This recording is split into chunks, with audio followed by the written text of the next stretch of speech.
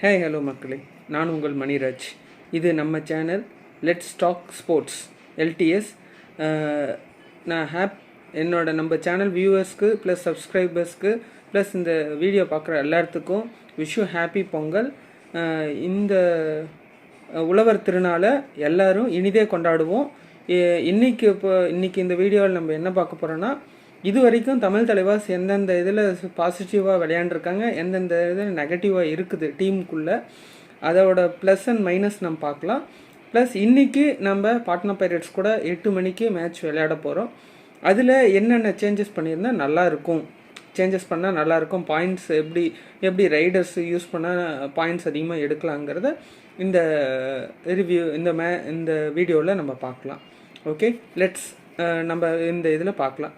So for இது வரைக்கும் விளையாண்ட எல்லா மேட்சஸ்லையும் பார்த்திங்கன்னா பெரிய டீம் கூட நம்ம க்ளோஸாக போய் தோற்றுருக்கோம்.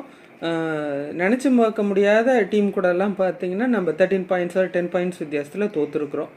நம்ம பார்த்திங்கன்னா லாஸ்ட்டாக ஒரு 3 மேட்ச் தான் ஜெயிச்சிருக்கோம். லாஸ்ட்டுன்னு சொல்ல முடியாது.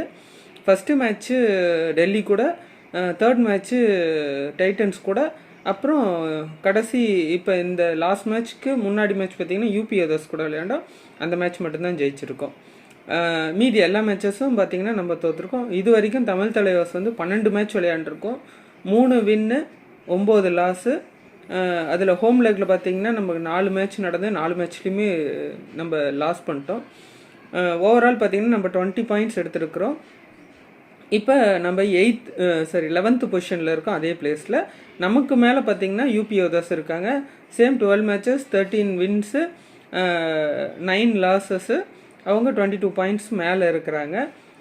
அது பார்த்திங்கன்னா அவங்க க்ளோஸாக நிறைய மேட்சஸ் க்ளோஸாக போய் தோற்றுருக்கனால 1 பாயிண்ட் கிடச்சதுனால அவங்க அந்த மேட்ச் இது பண்ணியிருக்கிறாங்க. பாயிண்ட்ஸ் 1 பாயிண்ட் எக்ஸ்ட்ரா கிடைக்கிறதுனால அவங்க 22 பாயிண்ட்ஸில் நமக்கு மேலே 10th பிளேஸில் இருக்கும். அதே மாதிரி பாட்னா பைரேட்ஸ் பார்த்திங்கன்னா ஒரு 8th பிளேஸில் இருக்கிறாங்க. அவங்க பார்த்திங்கன்னா 12 மேட்சஸ் விளையாண்டுருக்காங்க. 5 வின்னு 6 லாஸு 32 பாயிண்ட்ஸ்.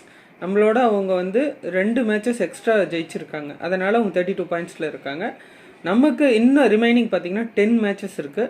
10 மேட்சஸில் பார்த்திங்கன்னா நம்ம ஒரு 40 பாயிண்ட்ஸ் எடுத்தால், மேக்ஸிமம் ஒரு 40 or 45 பாயிண்ட்ஸ் எடுத்தால் நம்ம குவாலிஃபை ஆகிறதுக்கு சான்சஸ் அதிகமாகவே இருக்குது. ப்ளே ஆஃப் குவாலிஃபை இருக்குது, சான்சஸ் அதிகமாக இருக்குது.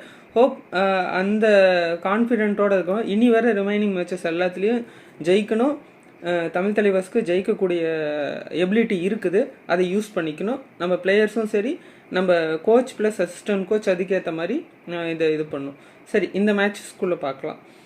நம்ம பாசிட்டிவ்ஸ்ன்னு பார்த்தா சேம் கோர் டீமை நம்ம ரிட்டைன் பண்ணியிருக்கோம். போன வருஷம் எத்தனை 7 பிளேயர்ஸ் மெயின் பிளேயர்ஸ் ஆனால் அந்த 7 மெயின் பிளேயர்ஸ் இந்த சீசன்லேயே நம்ம கோர் ரிட்டைன் பண்ணியிருக்கோம். ப்ரில்லியண்ட்டாக போன சீசன் நம்ம பவனுக்கு பதில் நம்ம சாகரை கேப்டனாக பண்ணோம். Vice captain Zakir and Ajinkya பவரை யூஸ் பண்ணோம். இந்த சீசனில் பார்த்திங்கன்னா நம்ம யங் பிளேயர்ஸ்க்கு நிறைய பிளேயர்ஸ்க்கு நம்ம வாய்ப்புகள் கொடுத்துருக்குறோம். உதாரணத்துக்கு பார்த்திங்கன்னா ஜித்தின், ஹிமான்ஷு நர்வால், விஷால், மாசானமுத்து, அல்லூர் சதீஷ், இவங்களுக்கெல்லாம் நம்ம நிறையா சான்சஸ் கொடுத்துருக்குறோம். ப்ளஸ் இதில் இன்னொரு பாசிட்டிவ் என்னன்னு பார்த்திங்கன்னா டாப் கிளாஸ் டிஃபென்ஸ். நம்ம மேட்ச் ஆன் மேட்ச் நம்ம டிஃபென்சிவ் சைடில் சூப்பர் டேக்கலாக இருந்தாலும் சரி, இல்லை ஒரு செயின் டேக்கலாக இருந்தாலும் சரி, நம்ம நல்ல எஃபர்ட் போட்டு ஜெயிச்சிருக்கிறோம். பட் க்ரூஷியல் சுச்சுவேஷனில் மட்டும்தான் நம்ம அந்த அட்வான்ஸ் டேக்கிள் போய் பாயிண்ட்ஸை சீக்கிரமாக கொடுத்துட்றோம். அது ஒன்று தான். அதே மாதிரி கோச்சஸ் பார்த்திங்கன்னா இந்த சீசனுக்கு 18 பிளேயர்ஸை யூஸ் பண்ணியிருக்கிறோம். புது பிளேயர்ஸும் சரி, சப்ஸ்டியூட் பண்ணுறதும் சரி, 18 பிளேயர்ஸும் நம்ம யூஸ் பண்ணியிருக்கிறோம். நம்ம பெஞ்ச் ஸ்ட்ரென்த்தை டெஸ்ட் பண்ணியிருக்கிறோம். பட் ஏனோ தெரியல, கரெக்டான டைமில் இறக்கலையோன்னு நினைக்கிறேன்.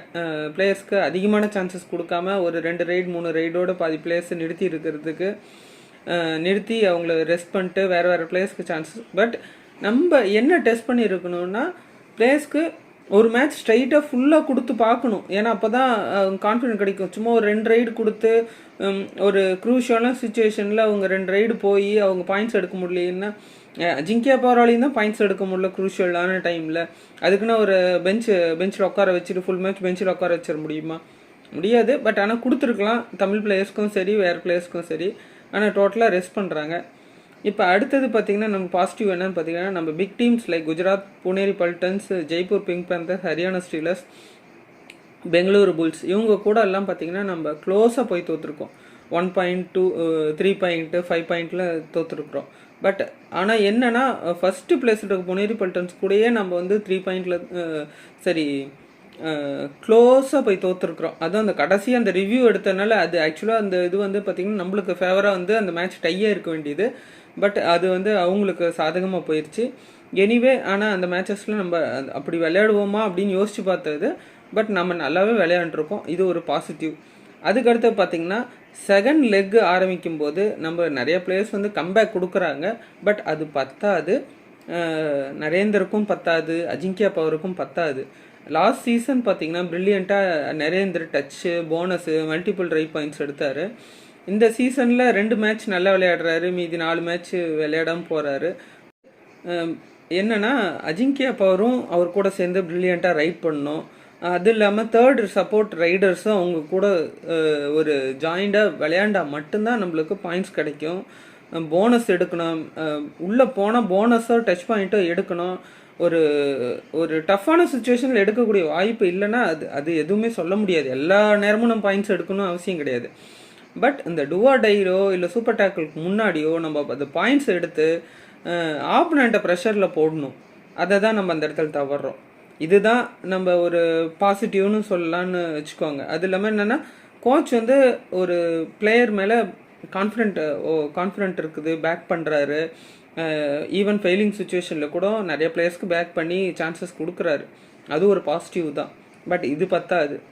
சரி, அடுத்தது நம்ம நெகட்டிவ்ஸ்ன்னு பார்க்கலாம். நெகட்டிவ்ஸ்ன்னு பார்த்திங்கன்னா நம்ம வின் பண்ணுற மேட்சஸை, கையில் இருக்கிற மேட்சஸை ஈஸியாக விட்டுறோம். அதுக்கான காரணம் பார்த்திங்கன்னா நம்ம ரைடிங்கில் பாயிண்ட்ஸ் எடுக்காத எம்டி பாயிண்ட்ஸாக போடுறது, போனஸ் எடுக்க மாட்டேங்கிறோம், டச் பாயிண்ட்டை வந்து க்ரூஷியலான டைமில் எடுக்க மாட்டேங்கிறோம். அந்த சூப்பர் டேக்கிள் சுச்சுவேஷனாக இருந்தாலும் சரி, ஒரு டுவாடை சுச்சுவேஷனாக இருந்தாலும் சரி, அதுக்கு வந்து ப்ராப்பரான பிளேயர்ஸை வந்து நம்ம இன்னும் ஃபைன் பண்ணலையோன்னு நினைக்கிறேன்.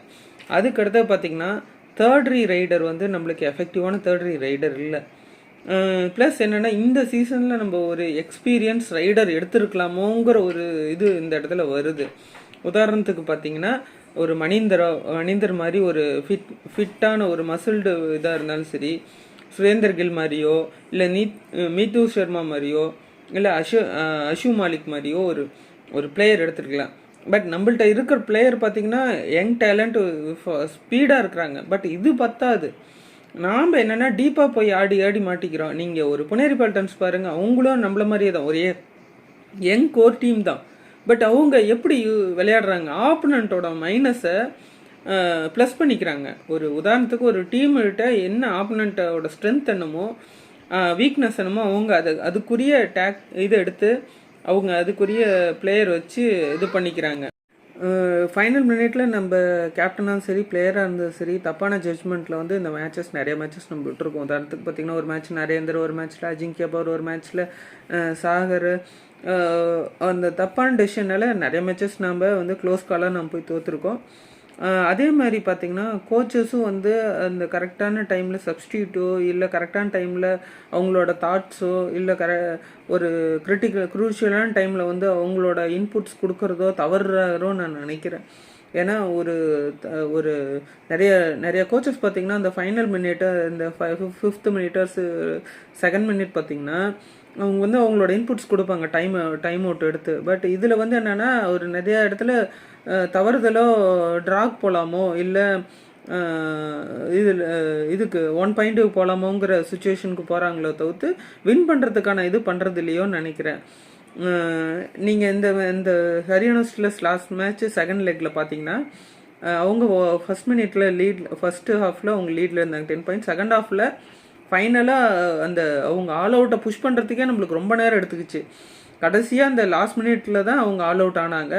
ஆனால் அதை வந்து கோச் வந்து கொஞ்சம் முன்னாடியே வந்து டீம்கிட்டையோ கேப்டன்கிட்டையோ பேசி அவங்க சீக்கிரமாக ஆல் அவுட் பண்ணி கொஞ்சம் எக்ஸ்ட்ரா பாயிண்ட்ஸ் எடுத்துருந்தா அந்த மேட்ச் கூட நம்ம வின் பண்ணியிருக்கலாம்.